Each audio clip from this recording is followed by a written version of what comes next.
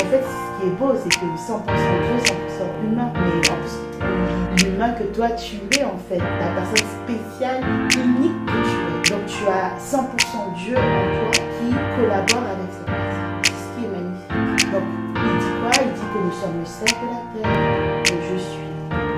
Dans le je suis, il dit je suis la lumière. Donc en tant que lumière, voilà ce que Jésus a accompli sur terre. Ben, pareil, que nous sommes lumière, pareil, découle des mêmes œuvres. Il dit je suis la porte.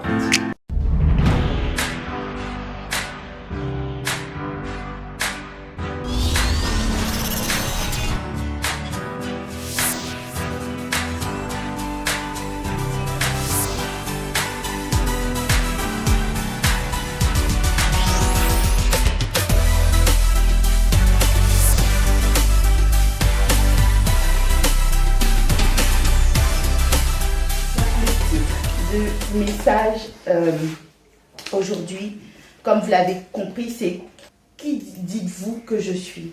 Amen. C'est la question que Jésus a posée à ses disciples et il leur a dit, donc on va prendre donc la lecture, c'est dans Matthieu 16 à partir du verset 13. Jésus étant arrivé dans le territoire de Césarée de Philippe, demanda à ses disciples, qui dit-on que je suis, moi, le Fils de l'homme? Ils répondirent, les uns disent que tu es Jean-Baptiste, les autres Élie, les autres Jérémie ou l'un des prophètes. Et vous, leur dit-il, qui dites-vous que je suis? Simon-Pierre répondit, tu es le Christ, le Fils du Dieu vivant. Jésus reprenant la parole lui dit, tu es heureux, Simon, fils de Jonas, car ce ne sont pas la chair et le sang qui t'ont révélé cela, mais c'est mon Père qui est dans les cieux. Amen. Amen. Alors, il faut savoir que quand Jésus a posé la question aux disciples, ce n'était pas une question piège et ce n'était pas non plus pour les tester. En fait, ce n'était pas pour interroger, pour voir leur connaissance à son sujet ou effectivement une question piège. Donc, j'imagine, quand il a posé la question, la première question a été facile parce que je pense que les disciples entendaient les bruits, en fait, et de ce que pouvaient dire les personnes. Donc ils devaient se dire, ah oui, mais c'est vrai que quand on passait par là, on a entendu que il y a certains qui disaient que, ah c'est peut-être Élie. Il y a d'autres qui disaient, ah mais c'est peut-être Jérémie qui est revenu. Ou d'autres qui disaient, ah c'est Jean-Baptiste, etc. Mais en tout cas, ce qu'ils savaient, c'est que Jésus, c'était un oint, c'était un envoyé et que c'était un prophète. C'est ça. C'était un messager en tout cas de Dieu. Parce que c'est ça les prophètes, c'est un messager de Dieu. Donc ils disent que tu es un des prophètes. Ok. Maintenant, il va leur poser la question. Ça, c'est ce que disent les autres. Mais vous, qui dites-vous que je suis? Et là, je pense que quand on est dans une classe et que la maîtresse nous interroge, on est content. Il y a un élève qui, lui, est toujours enthousiaste à répondre, en fait. Et on est content de se dire, ouf, lui, il va répondre. Et je pense que les autres disaient, oh là là, nous, on n'avait peut-être pas la réponse, mais si Pierre, lui, ça avance, tant mieux pour lui, il va répondre. Amen. Mais ce n'était pas une question piège. En fait, le Seigneur, Jésus a posé la question, tout simplement. Quand Jésus pose une question, c'est pour apporter la réponse et pour apporter la vérité, en fait. Tout simplement. Il ne pose pas une question pour apporter une problématique. Ou même pour dire, écoutez, peut-être pour tester ou piéger. Non. Ça, c'est pas notre Dieu. Et on va voir un peu plus haut, par exemple, on va pas lire, mais juste au début de ce contexte-là, les disciples, en fait, ils traversaient et à un moment, il y a les Sadducéens qui sont venus pour pouvoir provoquer Jésus et il leur a dit, faites attention, en fait, au levain. Et du coup, les disciples se sont dit, mince, on a dû oublier le pain ou quoi que ce soit. Et Jésus leur a dit, mais non, moi je ne vous parle pas de ça en fait, je vous parle de la fausse doctrine qu'ils sont en train de parler, en fait, qu'ils sont en train de transmettre.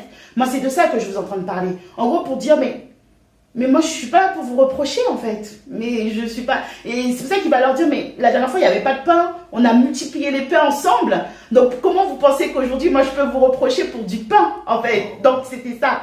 Donc en gros c'est juste pour montrer que effectivement les disciples ne savaient pas qui était Jésus.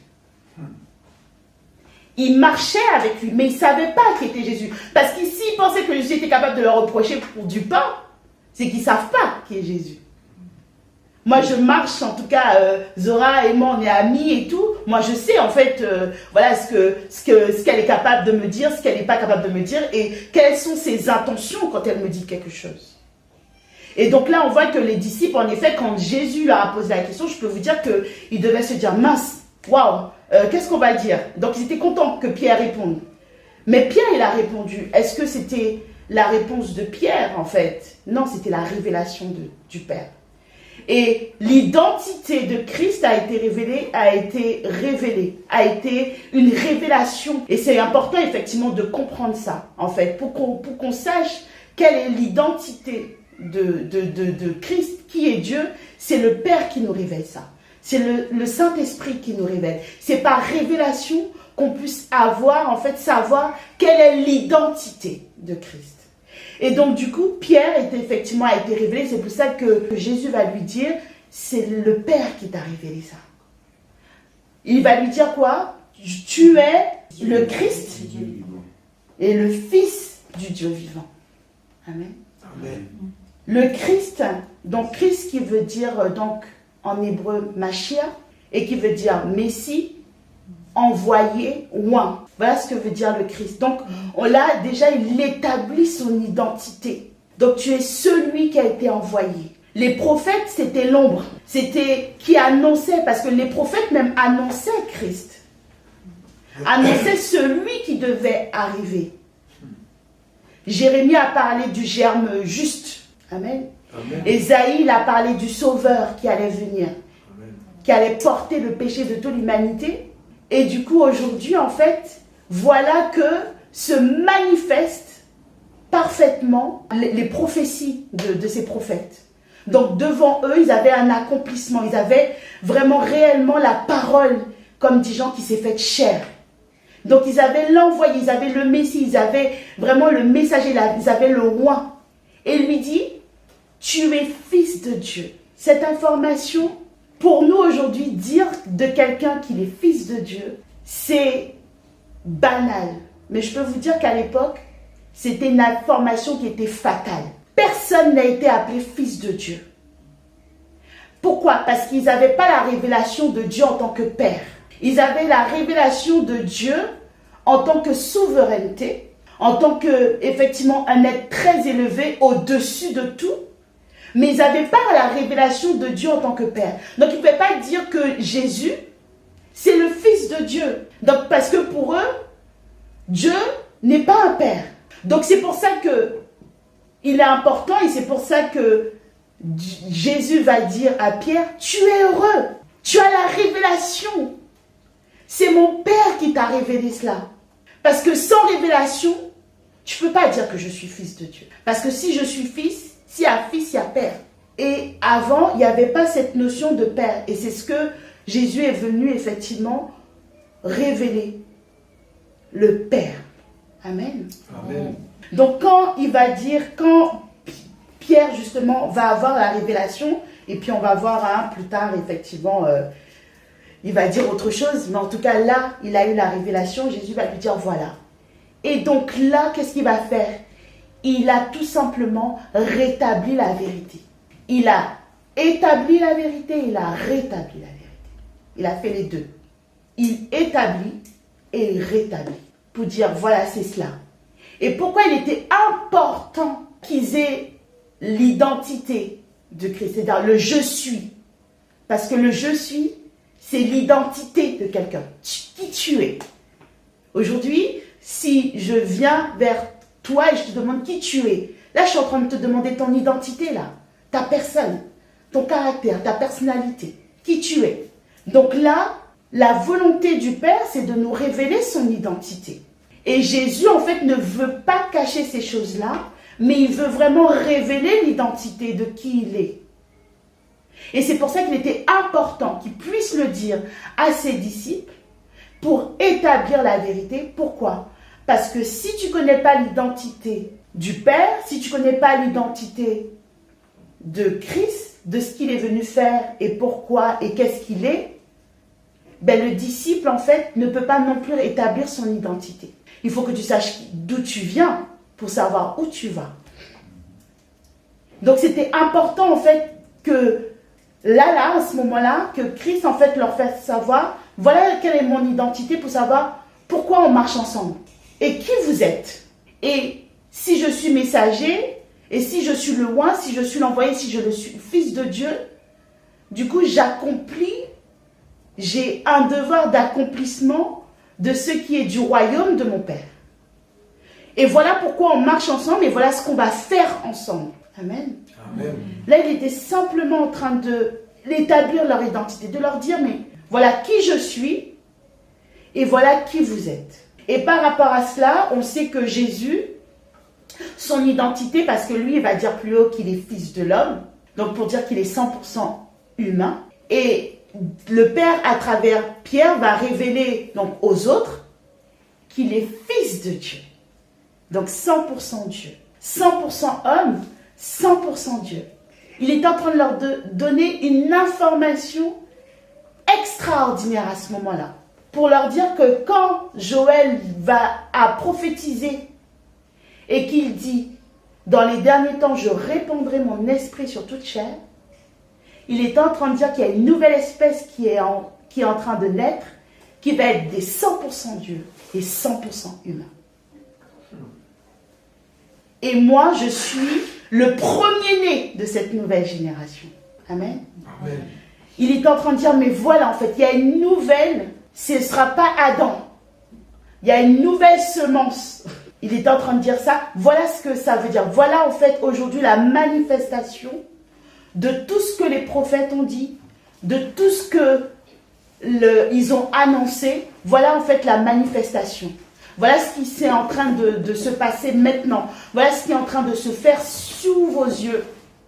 Et il était important en fait de faire ça. Pourquoi? Parce que les disciples, ils allaient être envoyés à leur tour. Et s'ils ne connaissaient pas l'identité avec qui ils marchaient et qui était Jésus, ils ne pouvaient pas effectivement connaître eux qui ils sont pour pouvoir accomplir tout ce qu'ils devaient accomplir par la suite. C'était important. Cette vérité vraiment était importante. Amen. Amen. Et c'est important de savoir que l'identité est spirituelle. L'identité n'est pas charnelle. C'est pas la chair qui définit qui tu es. C'est l'esprit, c'est le spirituel qui définit qui tu es. Amen. Et ça, c'est très important de comprendre ça. Wow. Et quand on dit que la chair fait des choses contraires à ceux de l'esprit, ce ne sont pas les œuvres de la chair, en fait, qui représentent ton identité. Si les œuvres de la chair, c'est le mensonge, si c'est l'hypocrisie, si c'est des choses comme ça, nous ne sommes pas concernés par ça. Parce que notre identité demeure dans l'esprit, dans ce qui est spirituel. Et c'est ça le véritable. Et c'est ça la vérité. Et c'est ce que nous devons manifester tout simplement. C'est vraiment important de comprendre ça. Et quand on va voir le passage de Paul, c'est dans Galates 2, verset 16. Néanmoins, sachant que ce n'est pas par les œuvres de la loi que l'homme est justifié, mais par la foi en Jésus-Christ, nous aussi nous avons cru en Jésus-Christ afin d'être justifiés par la foi en Christ et non par les œuvres de la loi, parce que nulle chair ne sera justifiée par les œuvres de la loi. Mais tandis que nous cherchons à être justifiés par Christ, si nous étions aussi nous-mêmes trouvés pécheurs, Christ serait-il un ministre du péché? Loin de là. Car si je rebâtis les choses que j'ai détruites, je me constitue moi-même un transgresseur, car ce n'est pas la loi c'est par la loi que je suis mort à la loi afin de vivre pour Dieu. J'ai été crucifié avec Christ, et si je vis, ce n'est plus moi qui vis, c'est Christ qui vit en moi. Si je vis maintenant dans la chair, je vis dans la foi au Fils de Dieu, qui m'a aimé, qui s'est livré lui-même pour moi. Je ne rejette pas la grâce de Dieu, car si la justice s'obtient par la loi, Christ est donc mort en vain. Wow. Cette parole est magnifique. Par contre, on va rétablir une vérité. Quand Paul il parlait de ça, souvent on prend cette parole en fait de Paul pour dire, quand Paul dit ce n'est plus moi qui vis, c'est Christ qui vit en moi. Donc en fait on se dit ben, Paul, en fait, il a tellement vécu des choses, il a, comment dire, qu'aujourd'hui, effectivement, et à un moment donné, il y a eu une transformation qui s'est faite, en fait, dans sa vie. Donc, comment dire, donc il réalise que non, ce n'est plus lui qui vit, mais c'est Christ qui vit en lui. Donc, on pense, en fait, qu'il y a eu un processus de réaliser, qu'il y a un procédé, d'accord? Donc, toute chose, en fait, voilà, que ce soit pour créer, il y a un processus, on parle de processus d'un système pour pouvoir effectivement arriver au point, de passer du point A au point B. Donc, en fait, on se dit qu'aujourd'hui, comme Paul, il était donc exécuteur de la loi et qu'il tuait les chrétiens, et quand il a fait cette rencontre avec le Christ et qu'il a commencé donc à prêcher aux païens, etc., donc on s'est dit dans ce processus-là, aujourd'hui, il est capable de dire, ce n'est plus moi qui vis, c'est Christ qui vit en moi. C'est faux. Parce qu'en fait, ce que nous devons réaliser, c'est parce que Christ vit en Paul qu'il a pu accomplir ces choses-là. C'est-à-dire qu'en vrai, il faut qu'on réalise, la loi nous dit qu'il faut manifester les œuvres pour dire qu'en fait, voilà, par exemple, si tu veux dire que tu es juste, il faut faire des bonnes œuvres et les œuvres, en fait, diront que tu es juste, en effet. D'accord? On va prendre l'exemple de Job, par exemple. Il commence le texte du livre de Job en disant que c'est un homme intègre et juste. Pourquoi? Parce qu'il a accompli des choses, on est d'accord, qui fait on parle comme ça de lui. Ok. Maintenant, c'est l'erreur que nous, on fait en tant que chrétiens. C'est pour ça que la parole dit bien, on n'est pas sauvé par les œuvres, mais par la foi. Ok. Donc c'est pour ça que quand Jésus a demandé « Qui dites-vous que je suis ?», il était important d'établir cette vérité-là. Parce qu'il est important en fait que la foi parte de la vérité. La foi c'est quoi? C'est croire. Croire c'est quoi? C'est dire ce que tu dis est vrai et je l'accepte. Amen. C'est ça la foi. Si tu me dis que tu es parti au supermarché, ok. J'accepte que tu es parti au supermarché, je te crois. C'est ça la foi, ok? Tout simplement. Donc il est important que Christ révèle son identité. Jésus révèle son identité donc en tant que roi, messager et fils de Dieu pour établir l'identité, comme je vous dis, donc de cette nouvelle génération qui va être née à travers lui. Parce que c'est le premier-né, c'est ce que dit la parole. Christ est devenu le premier-né, d'accord? Maintenant qu'on a compris ça, du coup, la loi nous dit « Faites et à travers vos œuvres diront qui vous êtes ». La grâce dit « Vous êtes et parce que vous êtes, vous manifestez ». Vous avez compris? On reprend. C'est-à-dire que la loi dit « Il faut donner et on dira que vous êtes généreux ». D'accord? Alors que la grâce dit « Parce que tu es généreux, tu donnes ». Amen. Amen. La loi dit il faut manifester des bonnes œuvres pour être nommé juste, alors que la grâce dit que tu es juste. Et parce que tu es juste, tu manifestes les œuvres de la justice. Et l'erreur qu'on a fait, et c'est pour ça, on pense que c'est un processus, donc c'est pour ça que quand on vient un nouveau-né, la nouvelle naissance d'un chrétien, on s'attend à ce on attend ses œuvres. On est là, on observe. Il dit qu'il est chrétien, on va voir. Ok. Est-ce qu'il va bien se comporter? Est-ce qu'il va bien faire les choses? On va voir comment il va se comporter. Alors que non. Quand un nouveau-né arrive, ce que nous, on doit lui dire, en fait, c'est d'établir son identité et de lui dire, tu es juste, tu es sauvé, tu es un enfant de Dieu. Et en établissant son identité, et c'est des choses en fait que tu déclares. Et c'est pour ça que Jésus est le « je suis ». Et j'aime beaucoup effectivement ce verset qui dit dans Ésaïe 58 qui dit « Il n'avait rien pour attirer le regard, il n'avait ni beauté ». En gros, Jésus, c'était pas un beau gosse. C'est ce que ça veut dire. Ok? Voilà, pour nous, par exemple, les femmes qui aimons les personnes élancées, beaux, charismatiques, ben, Jésus ne nous aurait pas attirés à cette époque-là. Tout ça, ça veut dire ça, clairement. Ok? C'était pas un beau gosse. Mais par contre, il manifestait son je suis. Et c'est ce qu'il va dire à Moïse, mais qu'on me demande qui m'a envoyé, il va dire, dis-leur que je suis. Et c'est pour ça que dans la question, effectivement, on voit bien qu'il dit bien aux disciples, qui dites-vous que je suis? Pour établir son je suis. Donc, le je suis qu'il établit, donc qui est cette vérité de l'identité de Jésus, donc l'identité du Père, donc l'identité de qui nous sommes en tant qu'enfants de Dieu.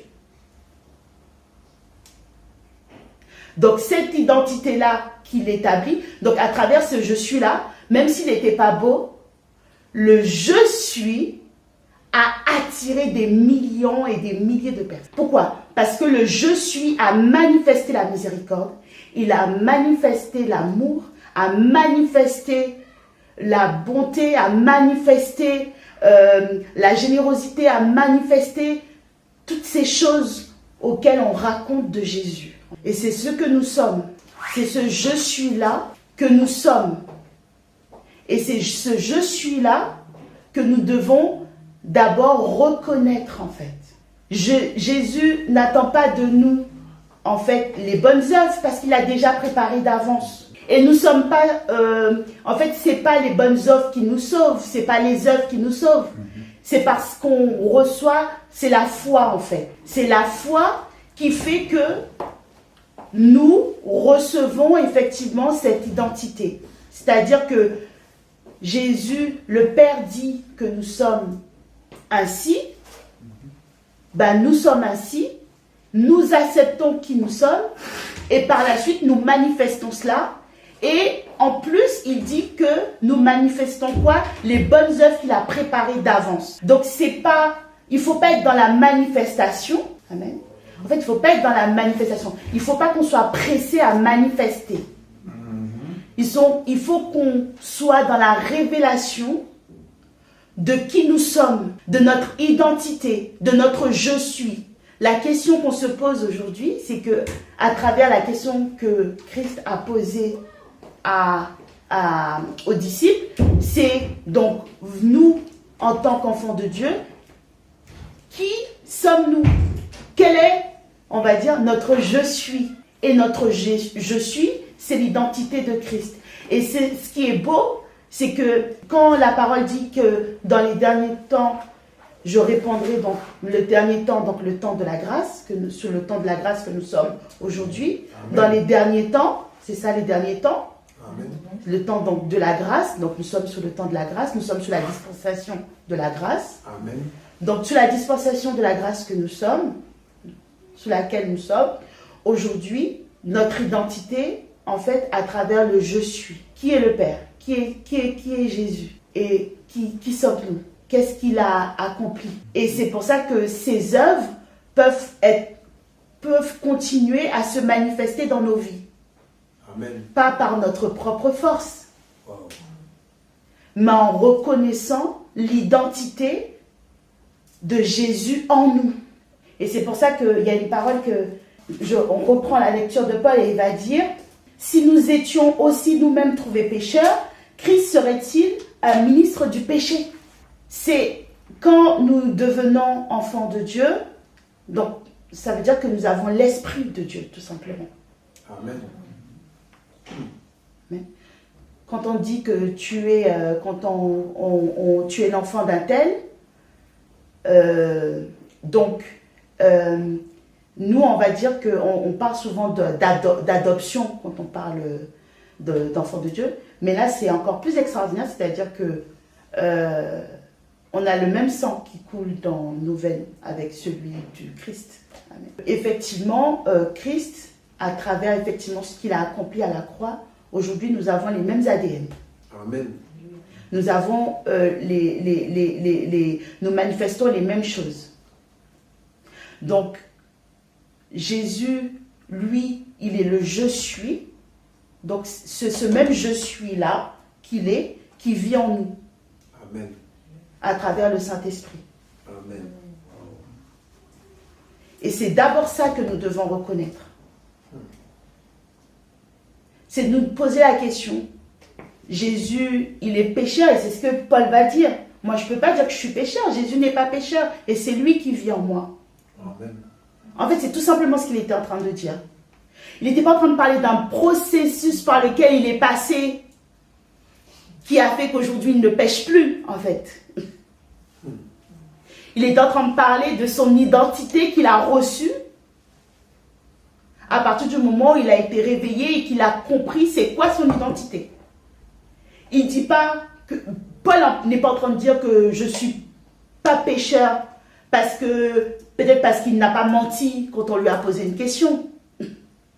Il dit qu'il n'est pas pécheur parce que c'est Christ qui vit en lui, tout simplement. Est-ce que c'est clair? Oui. Wow. Aujourd'hui, le je suis détermine effectivement qui nous sommes. Je suis saint. Je ne peux pas dire que je suis impur. C'est Christ qui vit en moi. Amen. Est-ce que Christ est impur? Non. Donc je suis sainte. Amen. Je ne suis pas sainte parce que je suis restée des mois, je ne sais pas, sans avoir peut-être un petit copain alors que je ne suis pas mariée. Ce n'est pas ça qui fait ma sainteté. Wow. C'est parce que Christ vit en moi. Amen. Et parce que je suis sainte et que je reconnais ma sainteté. Donc, qu'est-ce qui va en découler de ça? Ben, je vais manifester la sainteté que je suis. On est d'accord? Oui. On va prendre un exemple aujourd'hui, un roi qui a un enfant, parce que notre père c'est le roi des rois, il a un enfant, et cet enfant, effectivement, vient vers vous et il vous dit je suis malheureux, j'ai pas d'endroit où dormir et tout. Et... Donc la première chose qu'on va lui poser, c'est que mais t'es le fils du roi. On est d'accord ou pas? Oui. On va lui dire mais t'es le fils du roi, comment ça t'as nulle part où dormir ou t'es malheureux, qu'est-ce qui se passe? Il va te dire ouais mais je suis le fils du roi, mais je sais pas si j'ai le droit ou je bénéficie de tout ça en fait. Mais tu es le fils du roi ou pas? Oui. Bah, pour moi, logiquement, si tu es le fils du roi, ton père il a un château, le château il a toi. Amen. Amen. Wow. Alors, ça paraît ridicule peut-être ce que je suis en train de dire, mais c'est ce que nous faisons en tant qu'enfants de Dieu. En connaissant pas notre identité, justement, c'est comme si on va dire Seigneur, je suis dans cette situation, est-ce que tu veux, je suis malade, est-ce que tu veux que je sois guérie? Alors que la parole dit que Christ, il a porté toutes nos maladies pour que nous ayons la bonne santé. Et c'est ça notre héritage, dans le je suis, dans l'identité. Donc non, c'est pas la volonté de Dieu que nous soyons malades, s'il a porté toutes nos maladies. Donc c'est vrai qu'on a tendance effectivement à se dire, mais Paul il a fait comment pour dire, ce n'est plus, waouh, il était dans une dimension spirituelle. Mais c'était quoi cette dimension spirituelle dans laquelle il était? Il était à quelle étape? Il était à 40, 25 jours de jeûne. Il avait prié combien de fois? Alors, je ne suis pas en train de dire que ces choses-là ne sont pas bonnes. Ce n'est pas ce que je suis en train de dire. Mais ce n'est pas ça qui fait notre identité. C'est le croire en sa parole qui fait qu'on sait qui on est et qui après manifeste en fait ces choses-là. Amen. En fait, Paul, il était dans... Bon, après, je dis pas, hein, il était peut-être dans une dimension spirituelle, mais là, ce n'est pas lié à un certain Graal, en fait. Où il y a une dimension particulière, voilà. Il avait juste la connaissance de son identité. Amen. À travers le « je suis ». Avant, je pouvais parler comme ça, et depuis que... c'est important de comprendre ça. Moi, il y a des choses que je ne dis pas, par exemple. Je ne dis pas je suis bordélique. Je dis que je suis organisée. Parce que c'est ce que je veux manifester, en fait.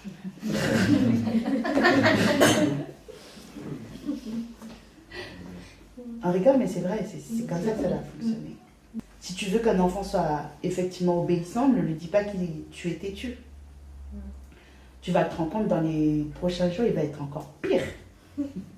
Parce que c'est ce que tu déclares qu'il est.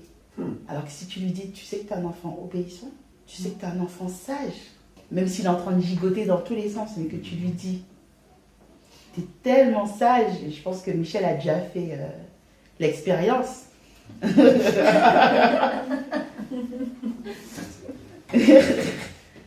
tu as, voilà, et tu dis, et qu'une personne qui va être là, elle va dire, mais il est fou, en tout cas, on n'est pas en train de voir l'obéissance là. Oui, effectivement, on sait que l'homme a besoin de voir. Mais Dieu n'a pas besoin de voir, en fait. Lui, ce qu'il veut, c'est la vérité, en fait, soit établie, et c'est ce qu'il a fait quand il est venu sur terre. Dans le tout est accompli, il a établi la vérité, il a rétabli notre identité. Maintenant, pour lui, c'est fait, en fait. Donc, ce que Dieu voit, c'est le « je suis », et c'est le 100% homme et le 100% Dieu que Jésus a été sur terre. C'est comme ça que Dieu voit tous ses enfants. Amen. Alors je ne sais pas si vous voyez, on est d'accord que Christ n'a point péché. Donc, quand on va vers, comme Jésus a rétabli tout ça, et qu'il a manifesté tout cela, et que lui, il a fait le job. Et ce qui est bien, c'est qu'en vrai, Jésus, il a fait le sale job, entre guillemets. Et qu'aujourd'hui, on vient devant le Père. Oui, Seigneur, je suis pécheur, pardonne-moi de mes péchés. Je ne sais pas si vous comprenez, mais il est dans l'incompréhension totale. De quoi il parle? En fait, de quel péché? Mais de quoi il parle? Mais il est saint, moi, je vois la sainteté, moi. Je ne vois pas de pécheur. Il est où le pécheur ici? C'est réglé, ça. Il est juste.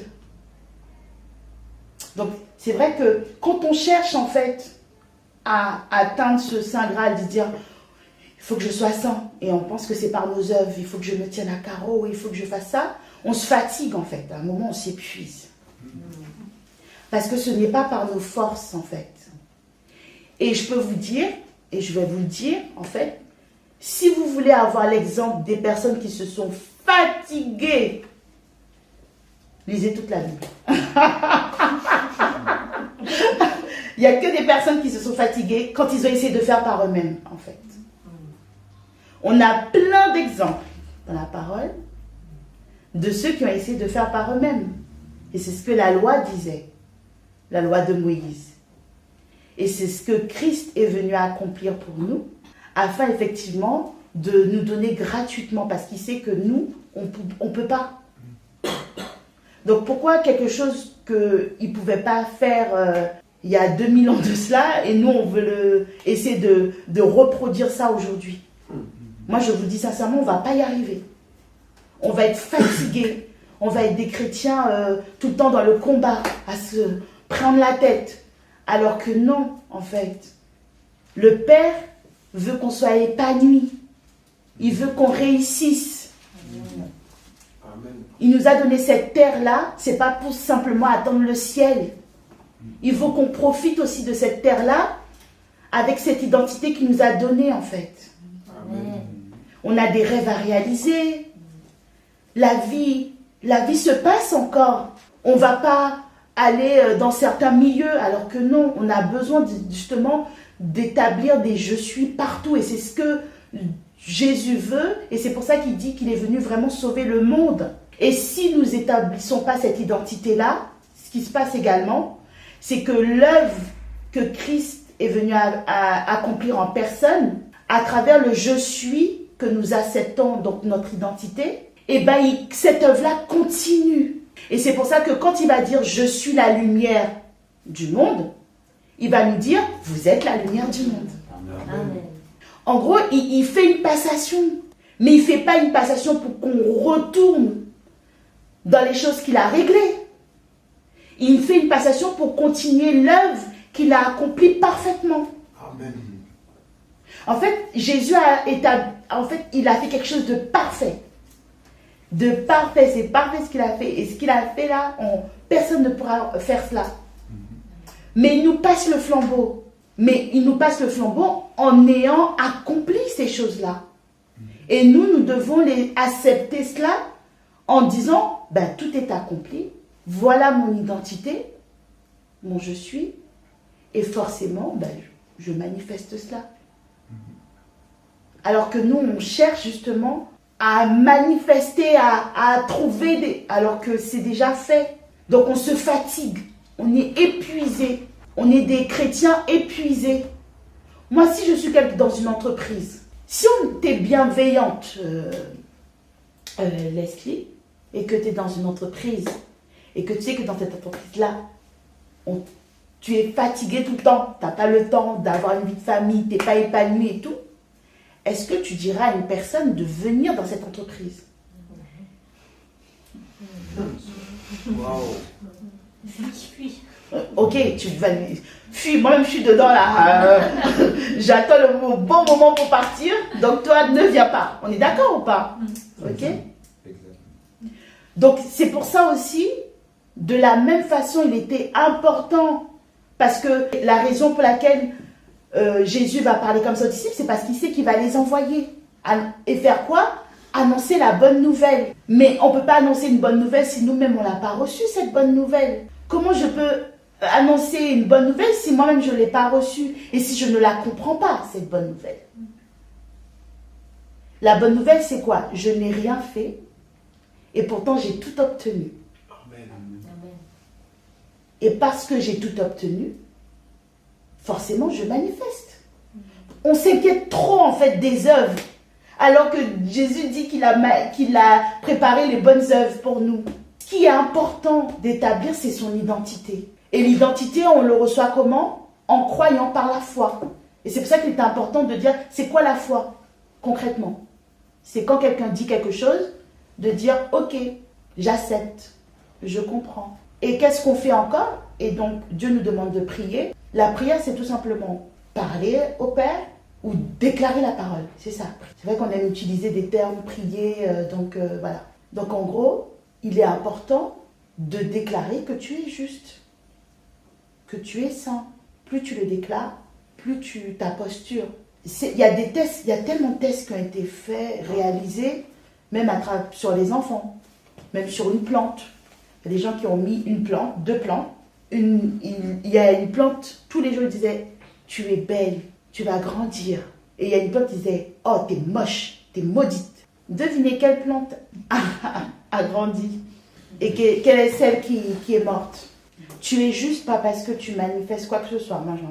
Tu es juste parce que ton identité est justice. Et parce que Christ est mort, s'est fait pécheur afin que toi, tu sois justice. Je peux t'assurer, expérience, je te dis, moi, je suis une personne très importante dans cette société. Et que tu te dis ça tous les jours, tu vas voir que ta façon d'habiller va changer. Parce qu'on sait très bien qu'il y a une image qu'on envoie par rapport à nos habits. La spécialiste dans l'histoire, c'est Zora et pas moi. Mais je veux dire que tu vas voir que ta façon de t'asseoir va changer. De tenir va changer. Tu vas être plus distingué, quoi que ce soit. C'est ça en fait. Donc ne sois pas dans le faire, soyons dans le croire, dans la connaissance de notre identité. Et en découlera les bonnes œuvres que Dieu a préparées d'avance. En fait, tout ce que Paul a manifesté, tout ce qu'il a fait, le fait qu'il soit parti prêcher aux païens ou quoi que ce soit, désolé d'écraser peut-être certains mythes, mais c'est parce qu'il a prié ou jeûné beaucoup, ça faisait partie de, on va dire. Mais ce qui fait qu'il a réussi à faire tout ça, c'est parce qu'il a compris son identité et ce que Christ a accompli en fait. Et c'est pour ça qu'il dit, ce n'est plus moi qui vis, c'est Christ qui vit en moi. Amen.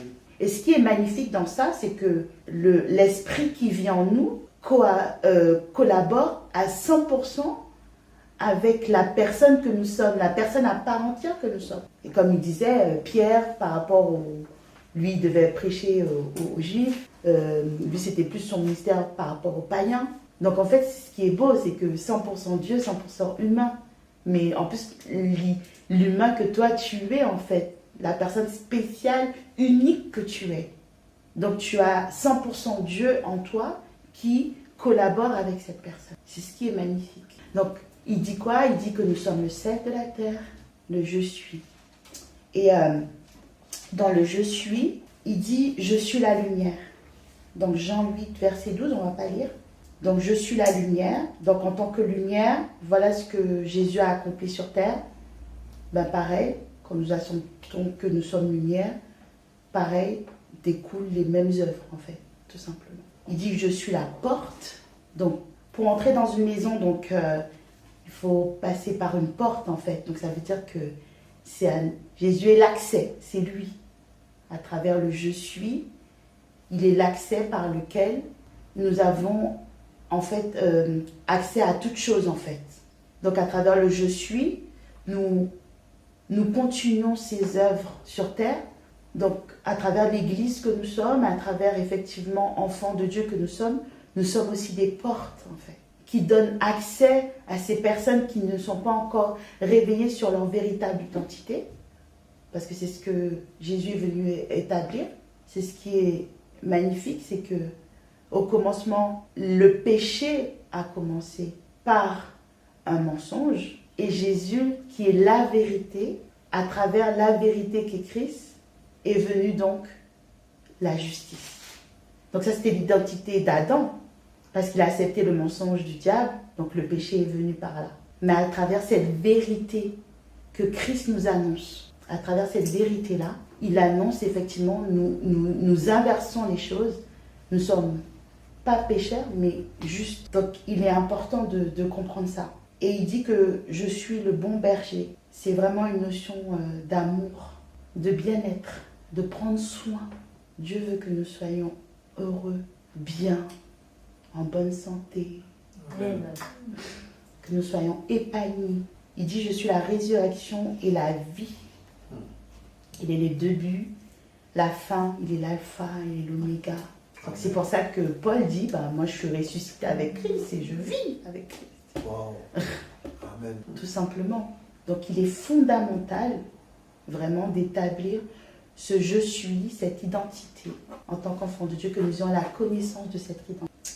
Et ce qui est important en fait, c'est de se dire, Jésus dit la vérité. Et au-delà même de dire la vérité, il est la vérité. Donc ce qui est en nous, c'est la vérité. Est-ce que vous savez qu'en nous, nous portons la vérité? Mais pour manifester la vérité, pour manifester la parole, pour manifester ce qui est vrai, il faut d'abord savoir que nous le sommes et que nous l'avons en nous. Il dit, je suis le chemin, la vérité et la vie. Le souffle, le Saint-Esprit, la vie, l'eau de vie. Et il dit, je suis le vrai cep. Nous sommes porteurs de fruits. Et en plus, nous sommes porteurs de bons fruits et en abondance. Amen. Tout à l'heure, Michel parlait de la semence. Jésus, c'est le semeur et c'est le bon semeur. Et nous sommes la bonne terre. Nous sommes la bonne terre. Amen. Et nous portons des fruits, et des fruits qui demeurent, et des fruits en plus, c'est-à-dire que en abondance, c'est-à-dire que l'autre porte qui fait qu'on grandit ensemble, qui fait qu'effectivement, celui-là il a 100, qui va faire de l'autre côté 200, qui donne encore. C'est ça qui est merveilleux. Et pour que l'œuvre de Jésus puisse continuer à se manifester, la vérité qu'il est, la parole qu'il est, nous devons avoir la connaissance et accepter cette véritable identité que nous sommes. En fait, ce que Paul est en train de dire et ce que nous devons comprendre et dire, c'est que que Jésus est, je suis en fait, tel qu'il est, et Jean le dit dans 1 Jean, tel qu'il est, tel que nous sommes. Oui. Et en fait, et du coup, ça, tout de suite, on peut se dire, mais faut être humble. Mais c'est ce qu'il veut en fait. C'est à travers ça que nous manifestons aussi l'humilité, en reconnaissant que c'est Jésus qui a tout fait, et nous acceptons tout simplement. Et nous avons du mal à accepter ça. Il y a l'accepter, il y a avoir la connaissance, il y a plusieurs choses, mais c'est vrai que des fois on a du mal à accepter, à se dire, qu'est-ce que j'ai fait pour à cette question-là, eh ben, il y aura toujours la même réponse, rien. Tu n'as rien fait pour. Mais cela t'a été donné généreusement, gratuitement, avec amour. Et en cela découlera automatiquement cette bonne nouvelle. Et tu as envie de manifester cela et de raconter cela à quelqu'un. Et on retourne à la tendance, si je suis dans une entreprise où je suis épanouie, que tout va bien et que il y a des avantages et qu'on est bien payé, etc. Bon, on a tendance à dire à une personne, tu cherches du boulot? Ah ben mon entreprise est comme ça. Et c'est pour ça qu'il est important de comprendre, parce que c'est pour ça qu'il dit qu'on est co-héritier en fait avec Jésus. C'est magnifique parce que tout ce que Jésus a, nous avons. Et c'est pour ça qu'il est important aussi à travers l'identité de connaître aussi son héritage. Donc Jésus, il a manifesté ça. Il était capable de tout, c'était quelqu'un de bon, il était miséricorde, il était patient, il était libre, il était amour. Et c'est tout ce que nous sommes. N'ayez pas peur de le dire, n'ayez pas peur de le déclarer. Et en le disant, en le déclarant, automatiquement nous allons le manifester. Amen. Ne soyons pas pressés de faire, mais ayons une connaissance précise, correcte du Père, de notre identité, de qui nous sommes, du je suis. Il dit quoi? Le fruit de l'esprit, c'est la patience, c'est la bonté, la bénignité, c'est tout ça en fait, c'est tout ce que nous représentons. Et nous on pense qu'on doit faire quelque chose pour arriver à la patience. Non, c'est parce que tu es patient que tu vas manifester ce que tu es. On pense qu'il y a un processus. Non, c'est d'abord notre identité qui doit être établie. Amen. Amen. Amen. Et ce qui est merveilleux, c'est que Jésus dit aussi que Dieu a répandu son amour dans notre cœur. Amen. Donc le même amour, c'est magnifique, c'est extraordinaire. C'est-à-dire le même amour que Dieu il a. Parce que des fois on a tendance, c'est pas parce qu'on entend quelque chose que c'est vrai. On entend, ah non, moi je suis pas Dieu là, hein. C'est Dieu qui aime comme ça. Et ben non, le même amour que lui il a. Cet amour-là qui a poussé, qui a fait que Dieu a envoyé son Fils unique pour mourir pour l'humanité entière, afin que nous soyons sauvés, cet même amour est répandu dans notre cœur. Amen. C'est extraordinaire. On pense trop qu'il y a un amour divin et un amour charnel. Oui, certes, ça pouvait exister, mais la vérité aujourd'hui, c'est que le même amour pur, parfait, excellent, que Dieu a manifesté, il l'a répandu dans notre cœur. Amen. Donc nous avons la capacité de tout. Et il y a une vérité, certaines vérités qu'on doit aussi rétablir. C'est ton identité, c'est tu n'es pas serviteur, tu es fils ou fille. Tu n'es pas pécheur, mais tu es juste. Tu n'es pas pauvre, mais tu es riche. Tu n'es pas esclave, tu es libre. Amen. Tu es affranchi. Amen. Et c'est ça la vérité. Amen. Il faut remettre dans les choses dans le contexte. Quand Paul parlait de servitude, des fois on peut être serviteur des hommes, mais l'important c'est de savoir qu'on est fils de Dieu. C'est ça notre identité. On n'est pas serviteur, on est fils, on est fille, on est fils. Amen. Amen. Et c'est parce que j'ai cette identité-là que je suis capable de tout. Avec Dieu, nous ferons des exploits. Amen. Amen. Amen. Soyez bénis. Amen. Amen.